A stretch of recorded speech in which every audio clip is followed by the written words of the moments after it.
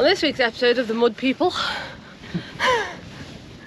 we're outside today and we're going to do some scraping of the anti-foul. It'd be nice to get as much of the hull as we can see back to Bearwood to fully assess it and give it a good coat. Obviously we can't go too far down because of mud. But our Paddy dug us a nice trench, didn't he? Yes. So before the trench fills back in, we're going to make use of it. Yes. We're down there today. It's his fault. Getting stuck in the mud. So let's get to it. Think about my tea already. What is for tea? You know when we get home after a really long day on the boat and you're just physically exhausted and mentally exhausted and you haven't got the capacity to think about what you're cooking for tea? Well, HelloFresh makes it really easy for us. We've been using HelloFresh for a good few months now and I can't recommend it enough. It's just made meal times super easy. The app is fantastic to use and there is so many different meals to choose from. There are some 20-minute meals which makes it easy when you're really limited on time. All the food arrives very, very well packaged and everything is really, really fresh. The kids absolutely love getting involved in cooking with me, so it makes meal times more fun. We've got a special HelloFresh offer for you. 60% off your first box and 25% off for 2 months when you use my code SHIPHAPPENS. Oh, it's going to be a muddy day today, isn't it?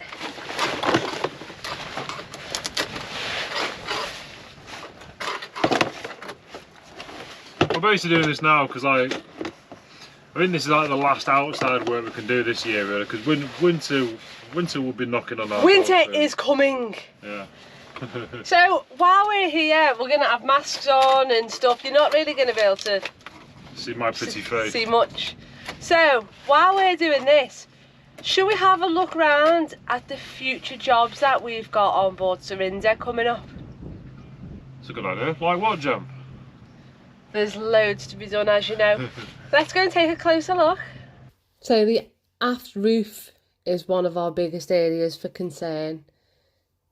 It is just so rotten and we don't even trust standing up there at the moment. But we've got an issue about replacing this roof. As much as we'd like to get it done soon as possible, it's not possible. The davits are going to have to be removed first before we even contemplate this job.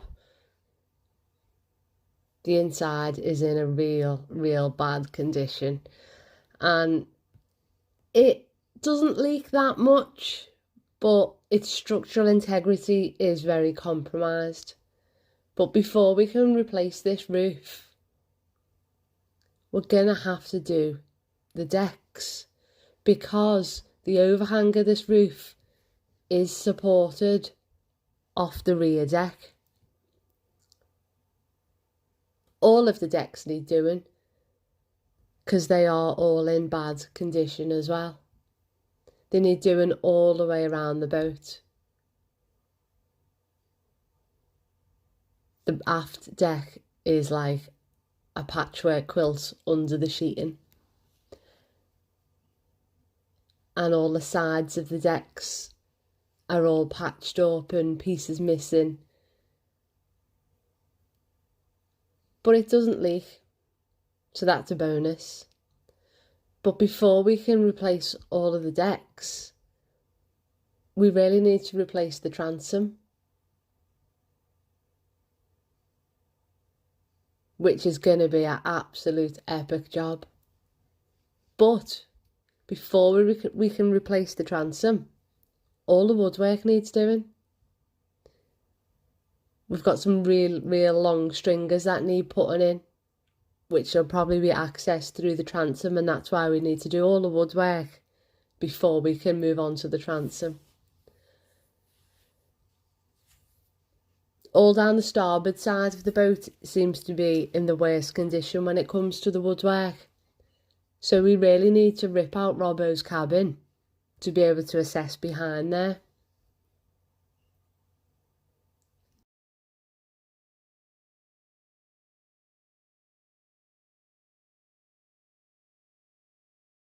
The same with the shower room and the day head. All of that needs a lot of woodwork.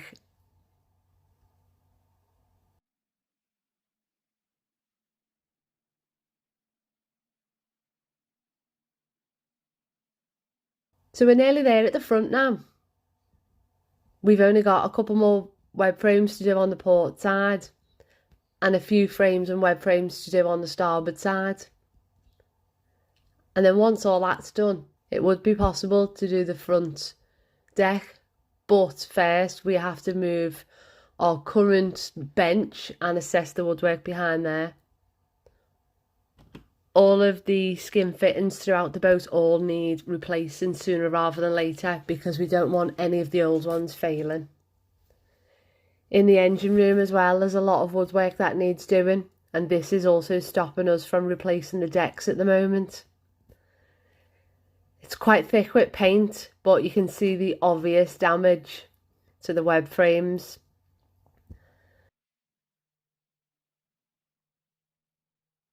Yeah, the electrics needs updating too. So it's going to take us a while to assess the engine room woodwork just because of the layers and layers of paint. Hopefully the paint's protected a lot of the wood and the frame should be okay. But there is some that are pretty obvious that need replacing, as well as some broken stringers. Yeah. We're also going to relocate the electrics upstairs to allow space for when the new generator comes down to the engine room. Oh, and we've got some bilges to clean out too. This boatwork's never ending. So yeah, they're the electrics that we want to relocate upstairs and sort out all the wiring.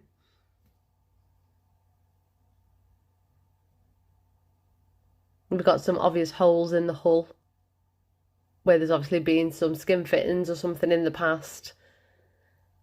So we need to sort them out.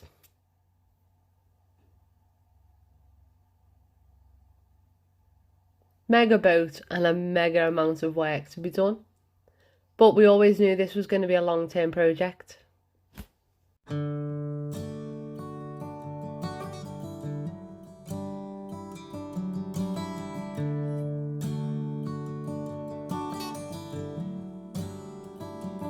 you ever wonder if days like these last with one another, with the feeling pass? Would you find out with me if it all starts to crumble? We'll search the pieces for a hope or a mumble.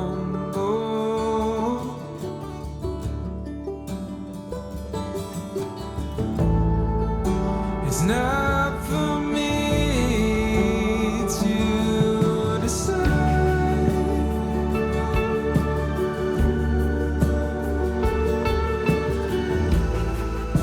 if I should be the one by your side.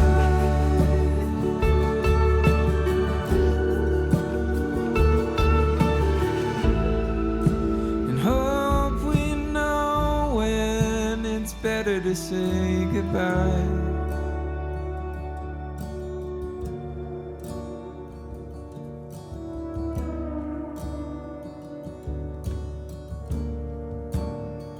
So we're making good progress on removing the anti-foul of the hull, and as per usual, she's amazing us, she's in really good condition. There's been a through hole here which has been capped off for some reason, and then there's a through hole down there. So I think the original build was put in the wrong place. maybe, I don't know. But there's actually a piece of what I'm going to call a roco, God knows what it is, but like, see the different species of wood there? But then that had the through hole, or whatever it was. Maybe it was a bullet hole! It could have been a bullet hole, couldn't it? Yes, definitely. What do you think, Jem? Yeah, well there's another one here. Oh, there's 2 bullet holes. There you go. At least still got the bullet in it. Right, what am I getting on now? Right, so around here, you can see it's a bit. I don't know what you'd class it as, but some of the grain is missing, but it's got anti-foul in it, so it's been like that for a very long time. But I'm going to scrape the anti-foul out of it, and I think we're going to epoxy it and smooth it over. Propeller damage. Propeller damage, maybe. Looks like propeller damage. Is that what it's called? It looks like though. Oh, it looks like, okay. I'm guessing. Gemma's guessing again, so she sounded confident though, didn't she? Right, so we're going to pull the anti-foul out of that, then we're going to epoxy it. You ever wonder if we know what's best for one another? Are we just another project? So we're going to wait for all the sealant to dry, come back and put a coat of underwater primer on it.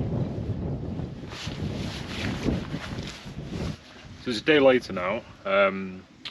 What I need to do now is get all this prepped, and then we can get some underwater primer on it, and then hopefully then we can move on to the next part. But we've got some high-ish water to like 9 o'clock tonight. It's about 10 o'clock now, so if I get it all prepped, get some primer on it, the primer will be dry, and then we can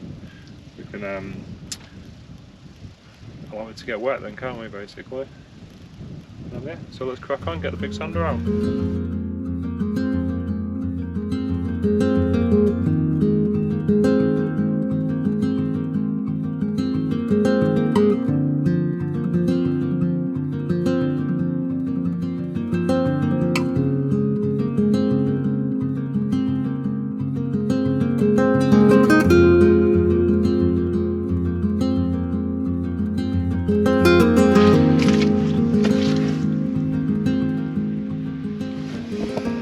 Okay, so it's almost, what's the word? Paint your bow time. So I don't know if you can see from there, but you can see like some like squares. It's got loads of little bits of filler in it. Originally, it turns out she had copper sheathing for anti-foul, but apparently only the HTMLs that went to like the Mediterranean and stuff like that, which had the copper sheathing anti-foul. So quite an unusual one, really. Alright, so we're using some underwater primer. So I always like to get a quick blow touch first, because in case any moisture on the surface.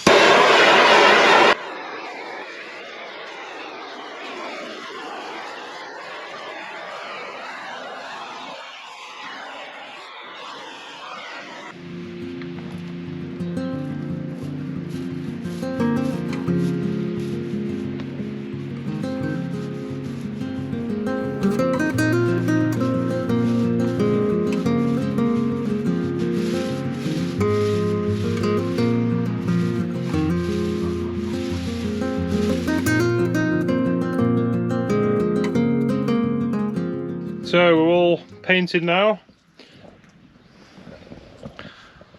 So all the areas below the waterline that we stripped and got the anti-foul off and did a few little repairs and stuff like that, it's all painted now with the underwater primer. So hopefully we never have to see that wood again. It's quite awkward painting in the mud, really. Trying to keep it clean, getting down there. But so it's where we are, and we sort of basically do as much as we possibly can below the waterline before she comes out of the water, and then there'll be less to do when we're on the hard, won't it, in the future. So right, there's some thunder in the distance to keep your hair in, so we should go find some jobs to do inside. So back in the engine room, we had a problem with the starter motor, so I've just done a few quick bits of investigation, and I found 2 faults. So let me show you. So the first fault we knew about was this this solenoid inside the start mechanism. Basically, we knew there was a link across there. You can hear the beep of the multimeter, which basically says that there's continuity, and there really shouldn't be any continuity. So we know that's one of the faults. So do you remember me saying I turned the isolator off, but it kept going, which is really unnerving? I was really confused basically, because there shouldn't be any power to the engines at all once the isolators are off. That's how I wired it anyway. But let's be quick here. So if we turn this, I can't do it now, but if we turn it, if we just nudge it, it goes off. But if we go down, I'll do it now. No, it's staying on. Isolator's out. So the isolator's sticking as well. So we've got 2 solenoids in the very similar location which are actually sticking, which is rather unfortunate really. So these isolators haven't actually been on a year, I don't think. I can't remember when I fitted all the batteries and stuff, but I didn't buy marine isolators, I bought wagon isolators, so maybe that's my bad. So I think I need to go isolator shopping. Anyway, but I wouldn't have known that. Yeah, I would have known that because everything would have stayed on it. Okay, so what we need to do now is remove the start solenoid.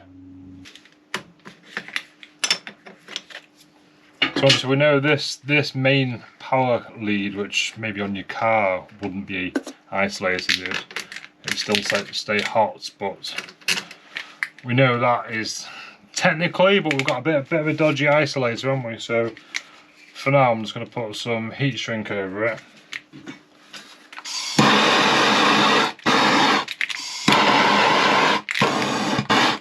Don't go too mad. Now that's basically isolated. I will tie it up and wedge it up out of the way, but so put that to one side for now.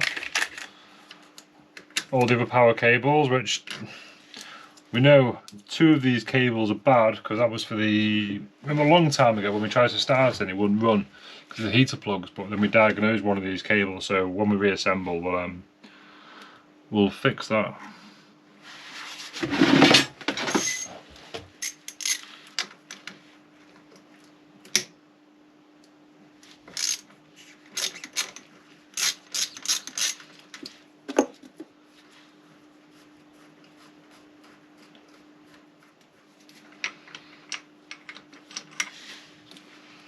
So that's the little link from the solenoid to the main windings. Could be cleaner. I've not done much spanning on the boat, but we haven't actually had to remove many nuts and bolts, have we? But always makes me a bit twitchy how tight, how corroded they're going to be. Oh.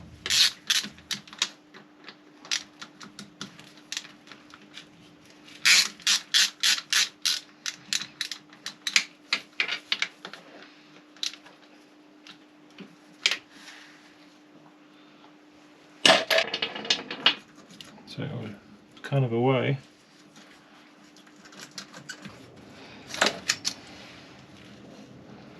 There we go.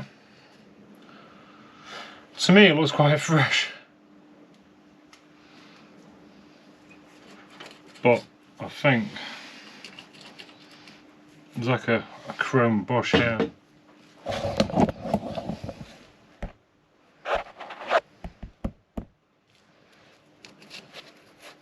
It's like a chrome sleeve which slips in and out.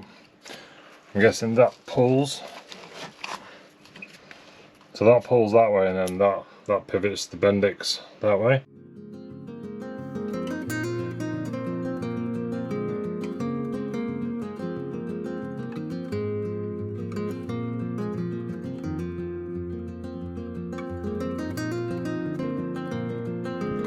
So as you probably tell, we're gonna assemble it. It all seems a lot freer now because it was very tight to get it off, but it goes together quite nice and easy now. So I'm pretty sure the plunger was sticking. So got to assemble it, then we'll give it a try at the weekend, but monitor it. So we're going to clean this up now. That was the little link from the solenoid to the motor. So glasses, hang on.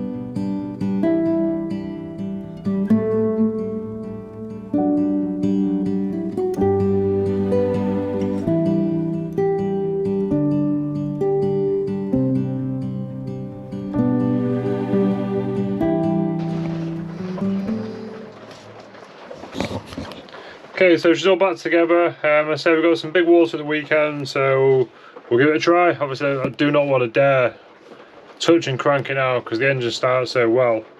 I've got no water, so not worth the risk, is it? Right, so come back at the weekend.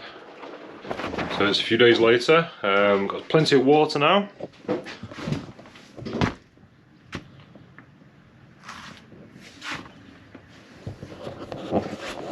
So that's like enough water now to run the engine. So we'll start with the port side engine because that's the one we had an issue with. So we'll give that one a quick turn and hopefully the starter motor doesn't carry on going. Right, so let's see if she goes. I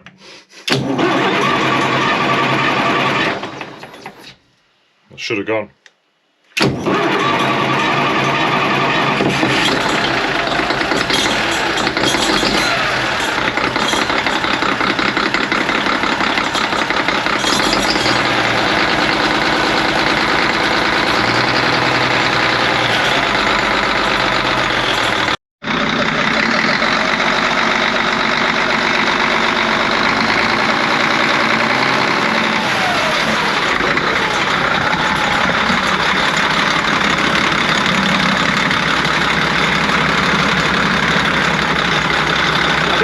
Good.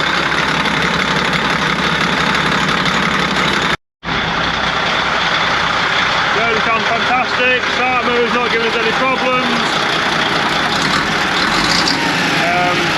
I had to cut the alternator belt. It was making a right racket.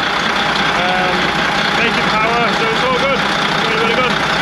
Time to go and turn them off, I think. So we're ready to turn them off now. Right, switch these off.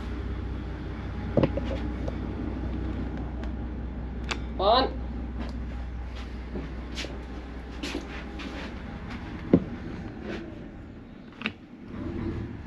Maybe just stop jumping. So you have to keep your finger on the button, otherwise it sort of keeps going. Cool. Right, so success. Done. Right, we are off ski. Still not enough. That was the oil warning light. Right, we are off. Yeah. Thank you so much to HelloFresh for sponsoring today's episodes. It was very nice, actually. Very nice. And we've got another one tonight. Yeah. Oh, we've got steak and broccoli and potatoes. Ooh. Nice. Right, see you next week. Cheers, guys. See you Bye later. now. Bye.